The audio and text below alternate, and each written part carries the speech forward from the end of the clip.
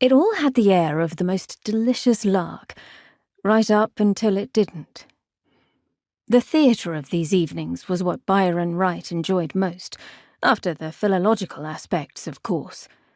Few things compared to the gratification he received from translating what had long been considered untranslatable. He was still humming with pride over the last sigil he'd deciphered, the one that would be necessary when the time came to perform the aspect of this Followers of Shub-Niggurath bit that he wasn't looking forward to. However, those dark times were far in the future, the distant, unknowable future. Byron never thought too deeply about the future, not when the past was infinitely more interesting. The revelations he'd learned about the Teleri, the sorcerers from whom he now could claim to be an ideological descendant, all in the name of protecting the nation. It was a heady affair, made even more so by the 3 glasses of brandy that he'd consumed earlier that evening. "What is it to be tonight?" he'd asked his dear friend James over their second glass. "Another bird? A lamb, perhaps? You got excellent results with the lamb." The sacrifice of that poor puling creature had been enough to win James his familiar. Byron didn't care for the thing personally, with its wrinkled face and shining pate, and the way it couldn't quite decide whether it wanted to be a rodent or a very small, evil-eyed mannequin. He had already decided he would decline if James offered to entice one out of the portals they opened for him.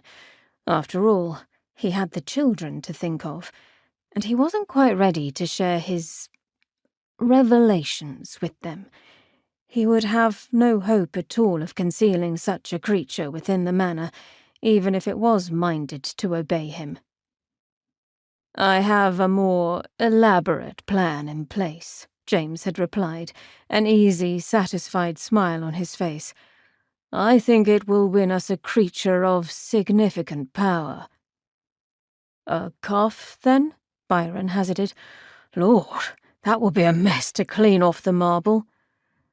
As it was just the 2 of them in their little cabal so far, Byron knew the bulk of the work would fall to him, and he wasn't looking forward to it.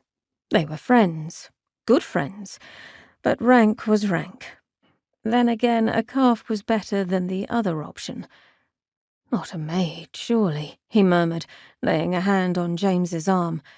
"We are not— the time is not yet right, is it? It cannot be.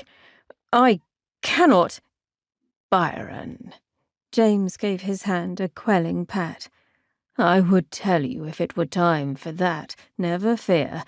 I worry over this recalcitrance of yours, though. You know what the ultimate goal of our experiments is." "Yes, but—" "And you know I am determined to do my part for king and country, no matter how distasteful the path to victory might be."